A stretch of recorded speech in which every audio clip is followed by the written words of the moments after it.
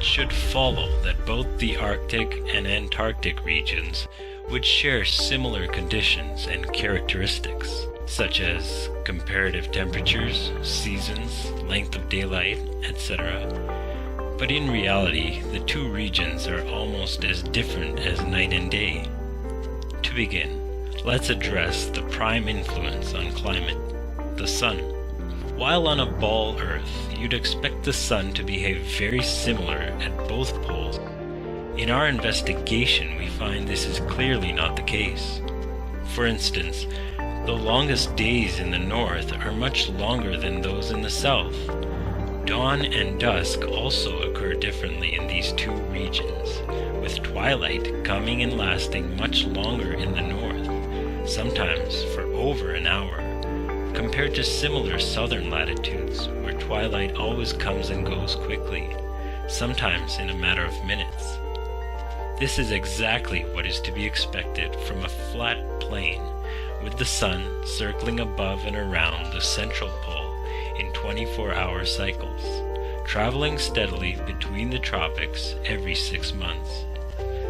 Sticking to the sun, Another contrasting point between the northern and southern regions is the midnight sun, a distinctly Arctic phenomenon occurring every year during the summer solstice, where, for several days, any observer significantly far north can watch the sun travel in circles overhead, not setting for upwards of 72 hours.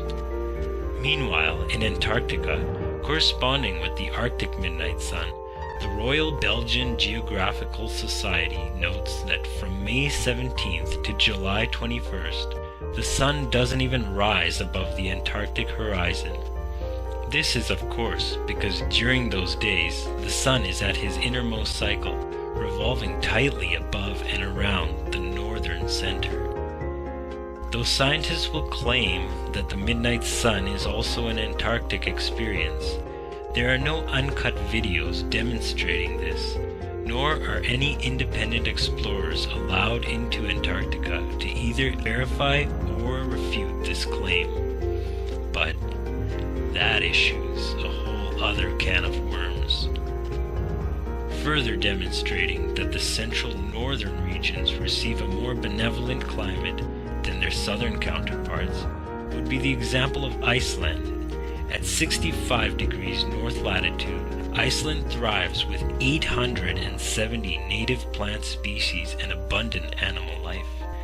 Compare this to Georgia Island, which, despite being a whole 11 degrees closer to the equator than Iceland, at 54 degrees south latitude, is nearly devoid of any ecoculture, having only a measly 18 native plant species and virtually no animal life. In fact, Captain James Cook lamented that he was unable to find there a single shrub large enough to make a toothpick. But to crown it all off, despite the Arctic regions enjoying moderately warm summers and manageable winters, where the average annual temperature is minus 15 degrees Celsius, Antarctica is by far the coldest place on Earth, with an average annual temperature of minus 50 degrees Celsius, where it never even warms enough to melt the perpetual ice and snow, and it also holds the all-time lowest temperature ever to be recorded on Earth of minus 93.2 degrees Celsius. So investigate the subject for yourself and ask questions.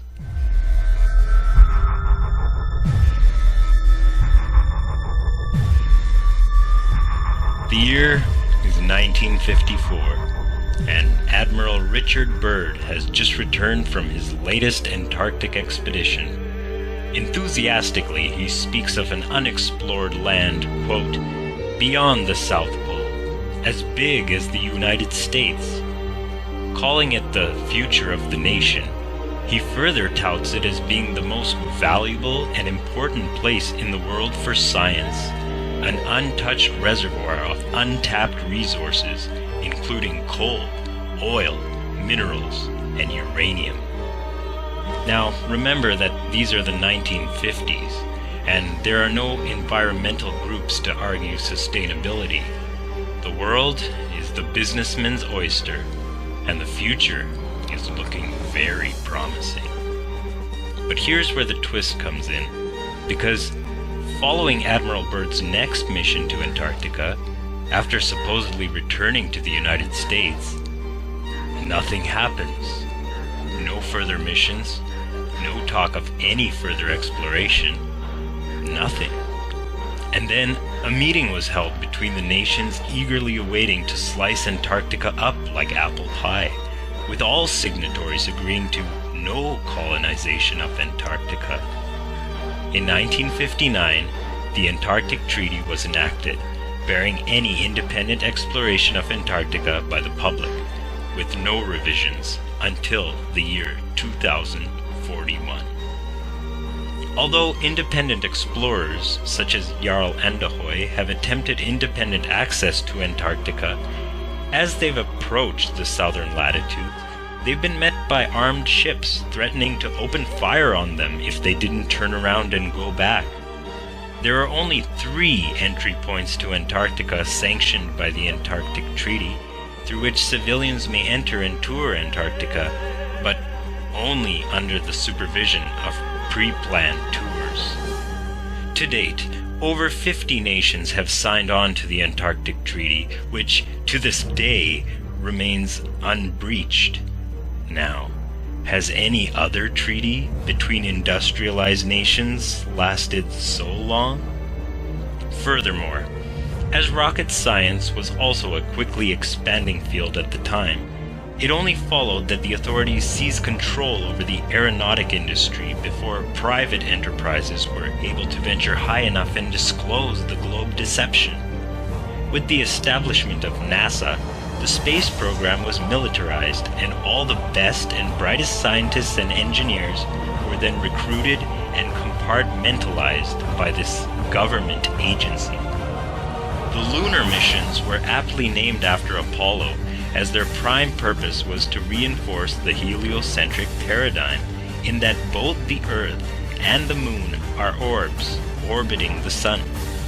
In reality, the rocket launches are merely a spectacle, with all launches curving off and falling back to Earth, out of view, and the images they've fed us, faked, composited, or downright computer-generated. But the authorities have in fact known what the real map looks like, and they've managed to keep most navigators, astronomers, and the populace unaware behind the globe and celestial sphere, not to mention Mercator's projection. But the United States Geological Survey, or USGS for short, the prime atlas and map makers of the world, have been using a completely different map, the azimuthal equidistant projection, which was developed and proposed 1,000 years ago by Abu Rayhan Biruni, a Persian scholar who believed the Earth was flat. But hey, the authorities that shouldn't be love hiding their secrets in plain sight.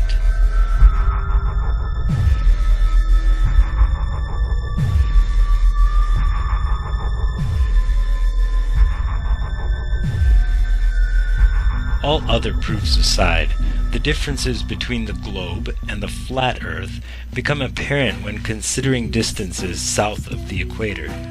After all, haven't navigators, geographers, and map makers mapped these areas? And shouldn't they have noticed this quirk by now, if the Earth is indeed flat? Well, the reality is, the rabbit hole just gets deeper from here. So, to begin, the distance between Sydney, Australia and Nelson, New Zealand, on the ball Earth, given their coordinates and sparing you the spherical trigonometry, should be 1,310 miles. But the Australian Handbook, Almanac, Shippers and Importers Directory states the measured distance as being 1,550 miles, which is a full 18% longer. And while on the ball Earth model, Antarctica is said to be a continent of ice situated at the bottom of the ball from 78 degrees south latitude, it should therefore not have a perimeter greater than 12,000 miles. However, early explorers like Captain Cook and James Clark Ross, in attempting to circumnavigate Antarctica, took 3 to 4 years to do so, and clocked in the distance traveled at 50 to 60,000 miles. That's twice the circumference of the equator. But the real proof for the flat Earth map is in the flight paths. On the ball Earth, several flights would have their shortest, quickest, and straightest path over or around the Antarctic continent. But instead, these flights take all manner of tangential detours, crossing into the northern hemisphere to refuel. Their reason? Antarctica's too cold, they claim. Well, I'm not buying it. When they claim there are bases with working machinery set up all over Antarctica. So let's just take a look at the actual flight paths and see what they have to disclose. One flight that should be a simple 11-hour shot across the Indian Ocean is from Johannesburg, South Africa to Perth, Australia. However, This flight takes a detour north, stopping in either Dubai, Hong Kong, or Malaysia to refuel, for a total flight time averaging over 18 hours. This ridiculously wayward detour is frustrating to say the least, but on the flat Earth map starts to make sense. Another quick and easy flight, you would think, is from Johannesburg to Santiago, Chile. While an easy 12-hour flight below the Tropic of Capricorn is to be expected, instead every flight crosses the equator to refuel in Senegal, all the way near the Tropic of Cancer, for a total flight time of 19 hours. Though it doesn't make sense on the globe, as you can see it fits perfectly on the flat Earth map. A third flight from Johannesburg is to Sao Paulo, Brazil, which should be a direct 10-hour flight across the 25th degree south latitude. But instead, every flight crosses into the north to stop in London to refuel, making the total flight time 24 hours. From Santiago, Chile to Sydney, Australia, a straight 15-hour flight across the South Pacific is expected. Despite refueling options in either New Zealand or any island in the South Pacific, the flight stops all the way at Los Angeles to refuel before continuing south to its destination. As already stated, these detours make no sense on the globe, but are explained and work perfectly well on the flat Earth map, having the North Pole at the center. So investigate the subject for yourself and ask questions.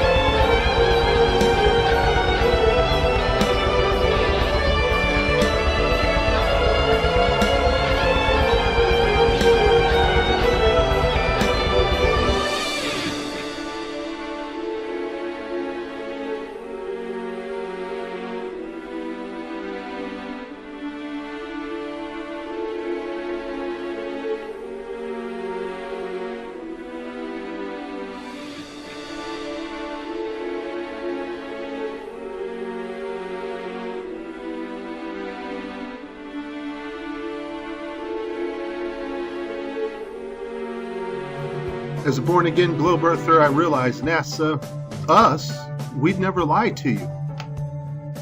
Where the continents are at in relationship to the oceans, it's always been the same. We've always have shown you what the Earth looks like, and it's not flat. We would never change the size of anything. We only do real science. Everything we've shown you has been consistent through the years, the math, everything.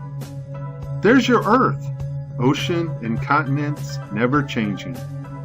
We went to the moon and we showed you the Earth. There it is, over the American flag, the ever-expanding America.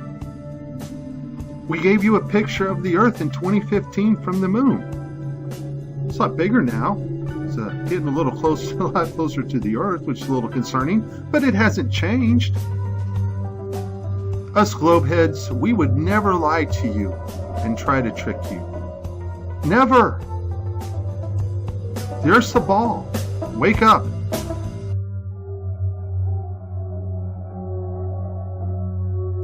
Flat Earthers, pay very close attention to what I'm going to say to you. This is the UN logo, an azimuthal equidistance projection map with the laurel wreaths of Apollyon around it to hide the edges. This belongs to the Freemasonry Society, broken up into 33 degrees of the highest ranking Freemasons. This here is not our flat Earth map. Once again, it's not our map. The tactic of a globehead is to take something that belongs to them, belongs to their Freemasonry Society, who worship angels, devils, and pretend that this is our map and attack us with it. It's a government projection map. And it is very accurate from center point projection. It destroys the globe concerning flight routes, but they know it's not an accurate Earth map. They are using this map and they're making you believe as a flat earther that this is your map, and they're taking it to disprove you concerning flight routes from Australia to South America. This is their tactic. By taking what belongs to them and flipping it over and saying it belongs to you, and this proves that your Earth is a globe. So while they're doing that, they want you to forget about all the flight routes north of the equator from projection on a azimuthal equidistance. They want you to forget about that. They won't even talk about them. Okay, so here's an example of globeheads from metabunk.org. Flat Earth theory debunked by short flights, the famous QF27 route. That's from Sydney to Santiago, Chile. This is their argument to debunk young flat earthers researching out these things, because they use this flight route all the time. But flat earthers, you know how to, I'm going to show you how to deal with them. And what they'll tell you is that your map, which is not your map, it's a Masonic order map, has too many miles going from Sydney to Santiago, Chile. So this map must prove that the Earth is a sphere. Mick West here, great researcher. Mick West bases his finding on the Earth being a sphere because of an airplane.